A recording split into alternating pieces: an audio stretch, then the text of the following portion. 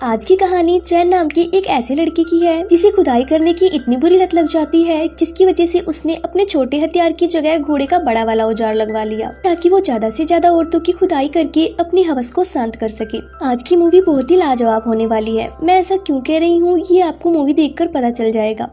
Movie शुरू होती है और हमें चैन नाम का एक लड़का दिखाया जाता है जिसकी शादी शहर के सबसे अमीर आदमी मास्टर जूंग की बेटी लैला से हो रही थी। मास्टर जूंग विदाई के समय चैन से कहता है कि अगर मेरी बेटी को परेशान किया तो मैं तुम्हारे टुकड़े टुकड़े कर कुत्तों को डाल दूंगा। सबकी तरह अपनी पहली रात को लेकर चैन पूरे जोश में था और लैला डरी और घबराई हुई क्योंकि लैला का खाता आज पहली बार खुलने वाला था। उसे तो ये भी नहीं पता था कि करना क्या है। चैन उसके हाथ बांधकर उसे प्रैक्टिकली समझाने लगता है। चैन जैसे ही अपना हथियार लैला की लाल गुफा में डालकर हिलाने लगा तो मासूम लैला उसे लात मारकर अपने से दूर कर देती है क्योंकि उसे दर्द हो रहा था। अगली सुबह वो लैला को एक किताब लाकर देता है जिसमें घपाघप के अलग अलग तरीके दिखाए गए थे। इस किताब को देखकर लैला समझ जाती है और वो दोनों वहीं शुरू हो जाते हैं। दोनों किताब में दर्शाए गए सभी तरीकों का मजा लेते हैं। कुछ दिनों बाद चैन अपने नौकर मिंग के साथ किसी काम के सिलसिले में दूर से शहर जा रहा था। उन्हें रास्ते में चीकू नाम का एक आदमी मिलता है जिसके साथ मिलकर ये दोनों खाना खाते हैं और खूब दारू भी पीते हैं। इसी बीच मौका देखकर चीकू उनके सारे पैसे लूटकर वहाँ से भाग जाता है क्योंकि वो एक चोर था। मगर चैन को इससे कोई फर्क नहीं पड़ता क्योंकि वो काफी धनी इंसान था। शाम तक दोनों दूसरे शहर पहुंच जाते हैं। यहाँ उनकी नजर खूबसूरत राजकुमारी और उसकी सहेली पर पड़ती है।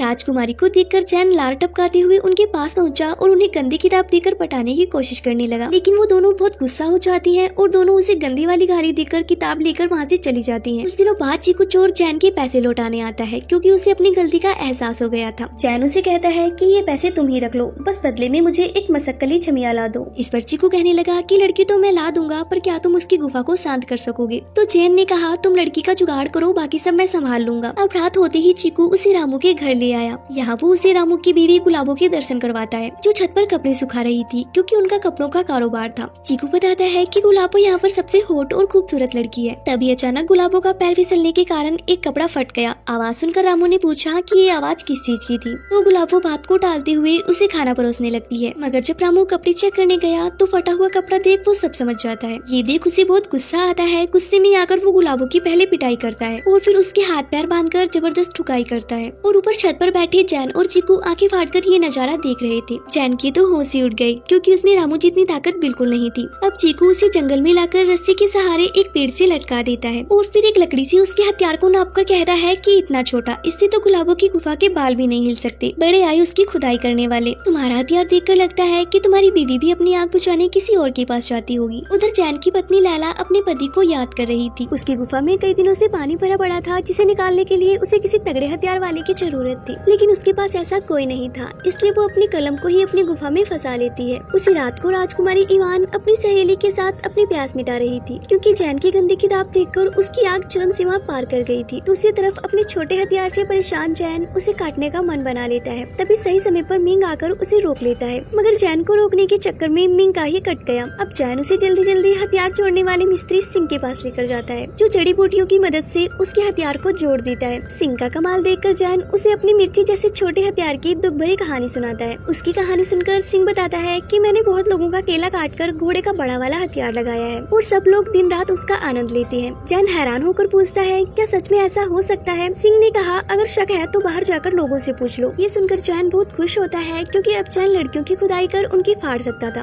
वो अगले ही दिन एक घोड़ा लेकर सिंह के दवाखाने पहुँच जाता है, जिसके बाद सिंह घोड़े का बड़ा हथियार काटकर चैन के हथियार की जगह लगा देता है। सिंह का इलाज पूरी तरह सफल रहा और चैन अपना नया हथियार दिखाने चीकू के पास पहुंच गया। ये देख चीकू को यकीन ही नहीं होता कि ऐसा भी कुछ हो सकता है, इसलिए वो उसे अपना खड़ा करने को कहता है ताकि उसे देखकर यकीन हो सके कि इस तरह घोड़े का काटकर लगाने से भी लड़कियों को दबाकर रगड़ा जा सकता है। पर काफी कोशिशों के बाद भी चैन अपना नया हथियार खड़ा नहीं कर पाता। वो गंदी तस्वीरें देखता है। नौकर मिंग ने तो उसका हथियार अपने मुँह में ही डाल लिया था, लेकिन कोई फायदा नहीं होता। उनकी हरकतें देख चीकू पगला गया और वो जैसे ही अपनी तलवार से उसके हथियार को काटने लगता है तो चैन का हथियार खड़ा हो जाता है। चैन का इतना बड़ा देखकर चीकू को भी उस पर यकीन हो गया था। अब अगले ही दिन वो गुलाबो के घर पहुंचकर उसे पटाने लगा ताकि अपना बड़ा हथियार उसकी गुफा में डालकर उसे चरम सुख दे सके। मगर तभी रामू वहाँ आकर चैन को मार मार कर भगा देता है। उसके बाद वो गुलाबो की भी खूब धुलाई करता है। उस दिन बाद उसे कपड़ा बेचने दूसरे शहर जाना था, मगर जाने से पहले वो गुलाबो की गुलाबी गुफा पर एक ताला लगा देता है। अब रामू की गैर हाजिरी में चैन गुलाबो के घर आकर उसे अपना हथियार दिखाता है, मगर गुलाबो कहती है कि इसे डालोगे कहाँ, मेरी गुफा पर तो ताला लगा है। ये सुनकर जैन कहने लगा, घबराओ मत मेरी जान, मेरा ये दोस्त दुनिया का हर ताला खोल सकता है। इसके बाद ताला खुलते ही जैन गुलाबो को घोड़ी बनाकर उसे अपने नए सामान का मजा देता है। गुलाबो को उसके घोड़े वाले हथियार से बहुत दर्द होता है, पर उसे मजा भी बहुत आता है। उसकी गर्म आवाजें पूरे मोहल्ले में सुनाई दे रही थी। अगले दिन रामू को आते ही अपने पड़ोसियों से सब पता चल गया, इसलिए वो अपना हथियार लेकर जैन को मारने पहुंच गया। लेकिन वहां पहुंचते ही वो जैन से अपनी बीवी का सौदा कर लेता है, क्योंकि गुलाबो की धोखा देने के कारण अब वो उसे अपने साथ नहीं रखना चाहता था। जैन को रामू की बात सही लगती है और वो उसे 10,000 सिक्के देकर गुलाबो को खरीद लेता है, मगर पैसे लेते समय रामू की आंखों में बदले की भावना साफ साफ दिख रही थी।